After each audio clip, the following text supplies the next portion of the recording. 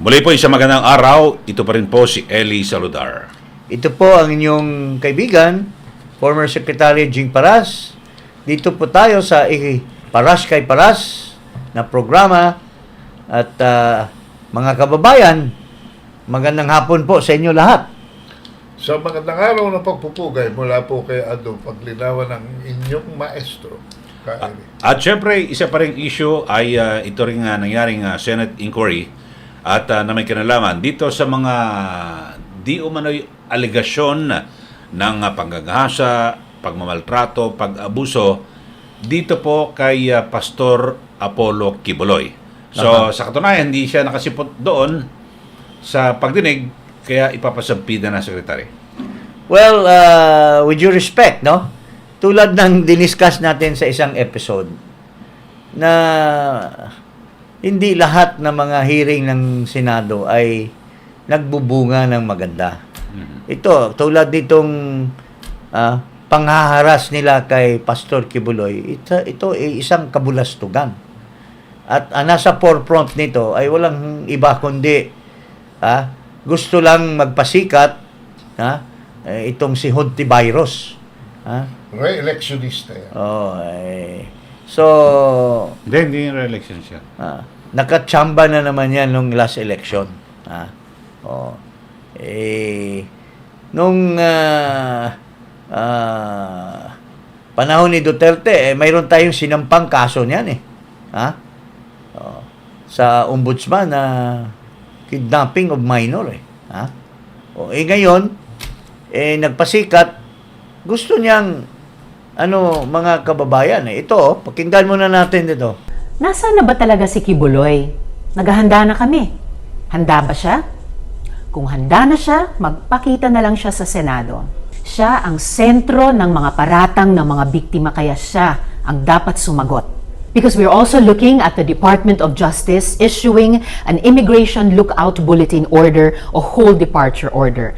Magpapadala ako ng formal na sulat sa DOJ para sa mga ito. The subpoena has been issued by the Senate Committee in the competent exercise of its legal mandate. So, Quiboloy, magpakita ka na. Nako. Anong justification yan? Panghaharas lang kay Quiboloy yan Alam mo, the allegation is in aid of legislation. Ano pang in aid of legislation ito? This is nothing that would come up with a legislation, because there are already existing legislation about the charges that they are saying against Quiboloy. Ang una nitong prinsipyo ay sub judice na po ito. May mga kaso na ito, at these are all criminal issues. This is the jurisdiction of this is the proper fiscal and court. Kung mayroon mang charges, anong pakialam ng Senado diyan? What legislation are they trying to get out of this when itong mga minimension ni Hontivirus like child abuse, rape, at saka mga ibang criminal offenses ni Quiboloy, they are all within the jurisdiction of the Executive Department, the Department of Justice, the City Fiscal. So, yung mga testigo niya, yung mga complainant, bakit hindi kayo mag-file ng proper charges against Quiboloy? Gusto nyo lang lilitsunin yung tao para for your own propaganda purposes, na you have no jurisdiction over his case what will the Senate come up with at the end of the day pagka inimbestigahan nila? I-recommend din nila. They will just recommend. Yung kanilang committee report ay for filing of charges. Bakit hindi mo na lang, kung may mga testigo ka, Hontivirus, bakit hindi mo na lang pasampahan ng kaso? Bakit ka pa mag-grandstanding kung ano-ano ang ginagamit mo yung Senate for your own personal aggrandizement. Kaya nga, tama nga yung People's Initiative eh. Dahil sometimes, there are irresponsible senators that are doing the bad things to the Filipino people. Nuisance. Oo. Nuisance. Ano masabi niyo mga kababayan, kaibigan? Mga nuisance senators na ito eh. At sinapawan na ang executive, sinapawan pa rin ng judiciary, all ending up with the recommendatory resolution. Anong papile ninyo na legislation? Ang dami-dami na nga pinail nitong mga legislation eh. Patong-patong na yung mga nila eh. Tsaka ang sama ng perception na kinikreate dito nitong si Hontivirus. No? Na fair game lahat ng tao sa kanya. This guy, whether you like it or not, is on top of a religion. He projects himself as a man of God. In fact, adopted son of God. Appointed son of God, I'm sorry. So, can you just Mabuti imagine sana, the scandal you're creating sa followers niya? Yeah. Tsaka, paring Ado, mabuti sana kung walang ibang remedy. Ang may jurisdiction nito is the executive department. Yeah? The one that deals with criminal offenses, if indeed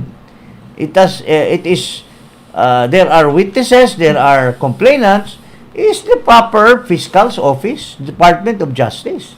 Bakit mo mag-grandstanding ka sa Senado at ipapatawag mo yung tao na So, ito po ang sagot ni Quiboloy dito sa Hontivirus na ito. Pakita natin. Patungkol po dito sa mga allegations, accusations na puro po mga napakinggan natin sa Senate hearing na pinangunahan po ni Risa Hontiveros bilang chairwoman ng Children's or Welfare or Committee, something like that. At napakinggan po natin ang kanilang mga patutsada doon, yung mga witnesses nilang kinuha, veiled po, no, nakatakip ang mukha at may mga aliases.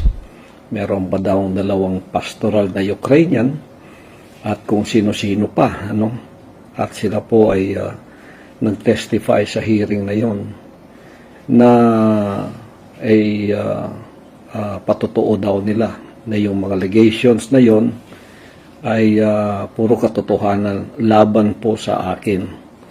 Ito po ay mga seryoso na mga allegations o accusation criminal. At ito po ay hindi po basta-basta, no? Serious po kami dito sa ginagawang ito. Hindi po laro-laro ito sapagkat ang reputasyon ko po bilang ako ang head minister ng Kingdom of Jesus Christ at spiritual head ng Kingdom Nation ay nakasalalay po dito sa mga pinagsasabi ng mga mga witnesses na ito, na kuno ay mga former workers ng kingdom pero nakatakip ang mukha at nag-alias ang kanilang mga pangalan. Ngayon, sa inyo po, Senator Risa Hontiveros, sa inyo pong committee, nakita ko po nag-iisa lang kayo, no? Parang wala yatang quorum ang committee nyo. At napakinggan po lahat ng mga testimony at mga kasaysayan noong mga pinag-i-interview ninyo riyan na pinayagan po ninyo. Pero yung iba po, kahit nagtakip ng mukha, kilala namin sila dahil sa kanilang narrative. Ang isa po riyan ay si Blenda Portugal. yung nag-alias Amanda. Yan po ay nagdemanda na yan ng ganun ding mga allegations. At yan ay sinagot po namin, sinagot ko, at yan ay da-dismiss dito sa Korte ng Davao. Kaya tumakbo po sila sa DOJ at yan ay under sa pamamahala ngayon ng DOJ. Dismissible po kahit po anong tingin ninyo. Kasi ang totoo ay hindi pwedeng tabunan, hindi pwedeng takpan kung nagsisinungaling ka. Ang katakataka lang po dito, bakit nasa korte na yan? Hindi pa po matatawag na sub judice yan? Pagkatapos diyan ay pag-uusapan. Hindi pa ninyo nire-respeto ang korte? Hindi pa ninyo nire-respeto ang ating mga batas? So, Okay. mga kababayan, So hindi sisipot sa kabila ng sabpina kasi kapag sabpina ay minamandato ka na inuobliga kang dumalo, di ba, Yes. Secretary? at saka there must be a real ground why your testimony is needed, and it should be explained there na ito ay kailangan na makapagkalap sila or makapaghain sila ng isang proposed legislation. What is there? Ang mini-mention itong hantavirus na ito ay mga existing laws already na binabiolate daw ni Quiboloy. So, anong in need of legislation pa dyan? Ha? Na, wala ka talagang kabase-base sa pag-imbestiga niyan. Ito po, mayroong mga grupo na ng manifesto dito sa kabulastugan nitong si hantavirus. This is an open letter. Basahin po natin ng mga OFWs at mga iba-ibang mga tao represented by a certain lawyer. Arnendo Valera. Okay. Isang grupo ito. Si SMNI versus hantavirus. Official statement by Arnendo Valera Esquire. New York City.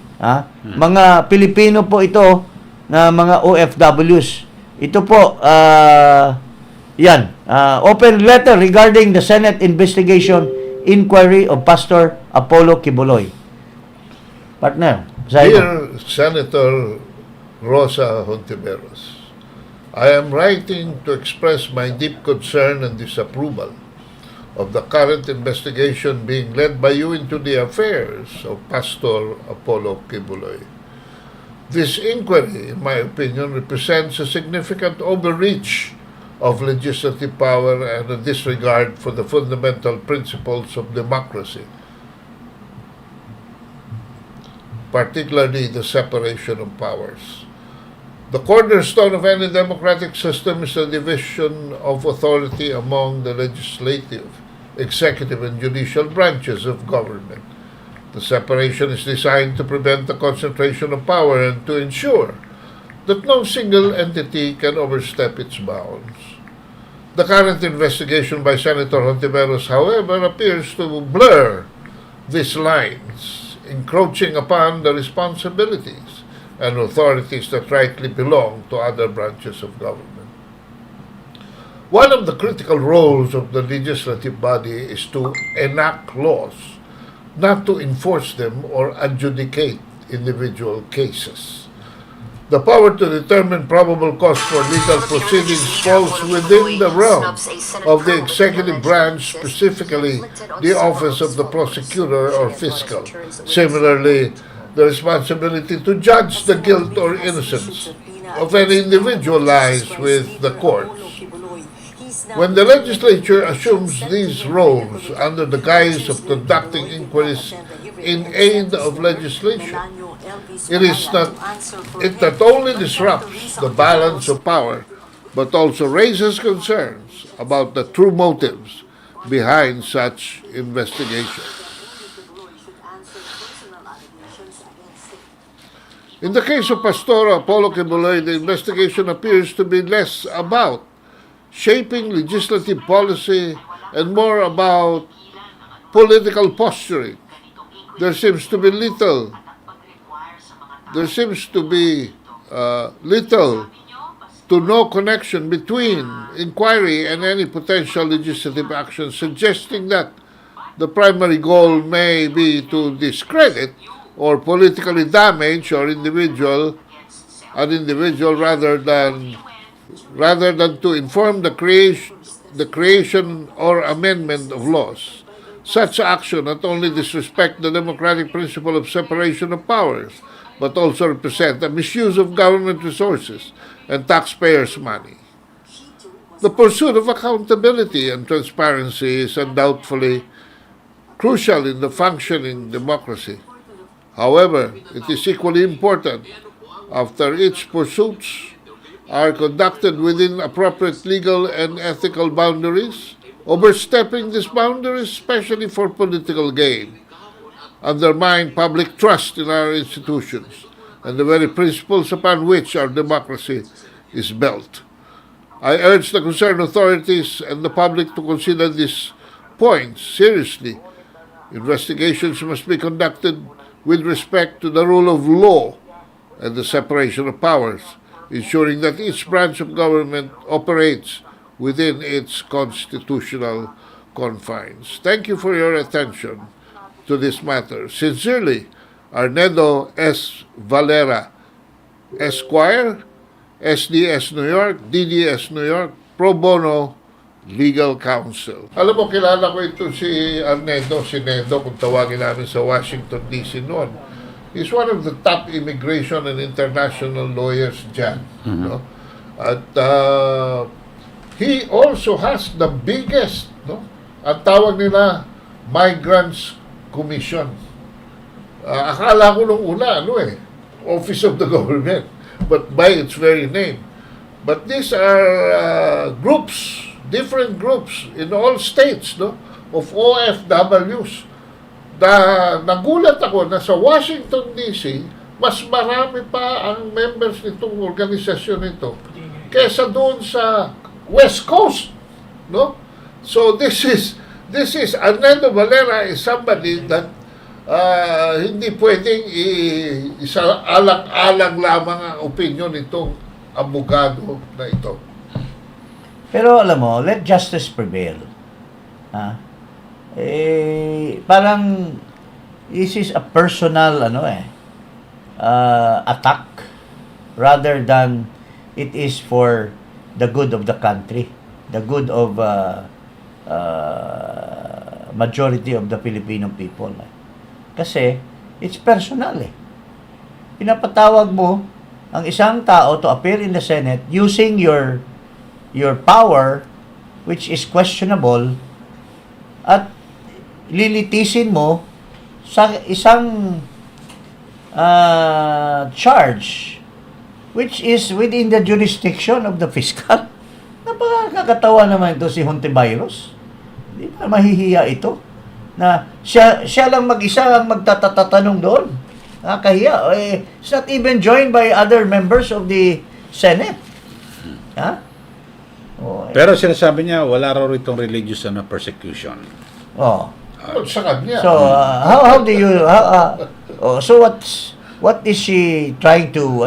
Ikaw, pare, anong tingin mo? Kung hindi religious persecution, it can be personal. Kasi parang hindi personal niya si Quiboloy. Bakit? Ikino-compare niya yan yung kay Senyor Aguila.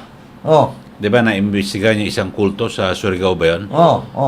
Parang inihahalin tulad yung nangyari, yung mga aligasyon. Pero scam yun Scam yun. Bakit hindi naman scam. Ang scam, pwede mong in aid of legislation because there are now different scams that arises mga pyramiding, mga ganyan. Katulad din nung isang pinagkulong din ni Presidente Duterte, yung doon sa sa Surigao ba 'yon? But it involves maraming tao. And pwedeng marami kasing ibang scam yan. Ang dami nga, ito nga may isang scam na ang daming mga generals na nag-invest na tinakbuhan a certain Pantoliano. Tungkol dito sa yung tinatawag nilang junket. Maraming nag-invest. Ilang bilyon yung tinakbo. Yung mga ganyan, it has nothing to do with the person, but it's something to do with the ano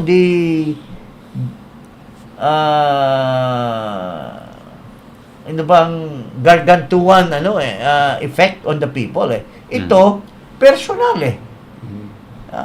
Bakit? Ako isang babae, ni-rape daw ako. That's personal ako pwede ako mag-file sa court without even having a new legislation. Bakit mo imbestigahin? Pwede namang mag-file yung complainant sa court. At this guy can be convicted. He can be punished. Bakit ito nagkakagulo sa Iglesia ni Cristo? Hindi niya pinasubpina si Brother Eddie. No. At saka yung May mga accusation pa of murder or mga patayan among brothers Siblings, and siblings. Bakit hindi? Mas grabe yun, ha? Kasi these are criminal offenses. Which does not need a Senate to because there are already existing legislation that governs the particular charges that are being raised here. iba yung swak na mayroon ka talagang legislation because you want to address a certain problem. May generic application. Ito ba yung rape kailangan ano bang legislation pa ang i-file mo? Baka i-regulate niya how to rape. Or Kalokohan. and so on and so forth. So, with due respect, wag naman sana po na ganun. Napakapangit. Okay, dito naman tayo sa yung Talking of pangit. Yamas. Talking of someone close to allegedly close to Risa Hontiveros. Oy! This is the guy That should be investigated. should be investigated for his failure to advise Noynoy Aquino during his term of office, which made him a very unpopular president. Ito, pakita natin itong si Bungal. Where do they figure in this whole scenario? Well, yung press con ni Digong last year, no? Last week. Ano sabi niya? Bakit babaguhin yung konstitusyon? Ang ganda-ganda naman yan, di ba? Sabi nung isang babaeng reporter, hindi ko nakita kung sino. Di ba pinapabago rin yung konstitusyon ng panahon nyo? Hindi niya sinagot, no? Tapos si Pulong, no? Very self-righteous, no? Na binabanatan itong People's Initiative, no? So, yung mga Duterte, dinedepensahan ngayon yung EDSA Constitution. Nabalak sanang baguhin ng mga bata nila through a revolutionary government nung panahon nila, no? Ngayon, sila ngayon ang champion, hindi lamang ng press freedom, no? SMNI, kung hindi pati ng 1987 Constitution. Yun, talaga, no? Bibilib ka, di ba? Times change, no? Ang ganda-ganda na. Bakit ba naging defender sila ng Constitution ngayon? Tama kayo, kasi noong 2016, binalak nga nilang i-overhaul yan, Although ako talaga is na-subscribe to that feeling, no, na si President Duterte, mukhang hindi naman talaga niya nauunawaan yung federalism, Mukhang ginamit lang na sasakyan, no, para makaikot sa Pilipinas. Ang model nga daw, yung French model. French, doon tayo, French model. Doon sa mga nakikinig, baka sabihin nyo, ano ba yung joke nyo? Hindi kami makasakay. Nakikinig kami sa iyo, Badingding. Isgera. Alam mo, itong Isgera na ito, sinisiraan pa yung dati nating Pangulo, President Duterte. Wala daw alam tungkol sa federalism. Sa French daw. Hindi ko alam kung saan galing yung ito. Itong si Isgera, sinipa ito na Inquirer. Ngayon, sinipa na naman ng ABS-CBN, kaya nagbablog na lang yung ini-interview niya, sino ba naman? Ito yung political advisor ni Noynoy Aquino. Ano bang tingin niyo sa administration ni Noynoy Aquino? Well, para sa akin, yung administration na yun was toxic to democracy and toxic to our national security. Tapos, what happened to Noynoy? Was he a popular president? Or he was just given an unpopular advice by this Llamas. Ha? Oo. Ngayon, nagsasarcastic, nilalait nila yung Sara Duterte at Digong Duterte. By the way, Ito yung mga talunan ng mga yelo. Ito si Isguera. Yellow ito eh. At saka itong si Llamas. by the way, it was during his watch na nagkaroon ng mamasapano, which we just commemorated recently. Today. Oh. Yeah. Yan ang, So, magaling ba? May karapatan ka bang mag-criticize kay Duterte when you yourself did not do well during your time when you were the advisor of Noynoy Aquino? Mr. Llamas? Mabuti, gawa na yung mga ngipin mo ngayon. Okay. So, Okay. ito So, pa yun issue. lang po. Yun lang ang inaano natin. At sabi ba, mabuti may nakikinig. Nakikinig kami sa iyo, Isguera. Ito si Isguera, in-interview ako tungkol kay Marcos. Sinasabi niya, what can I say daw? Disqualified daw si Marcos. Sabi ko, I cannot say anything. I'm not his lawyer. Insist na. Oh, you should say something. Sabi ko, ikaw, let's check imbita ka sa akin. At tapos didiktahan mo yung sasabihin ko. Oo.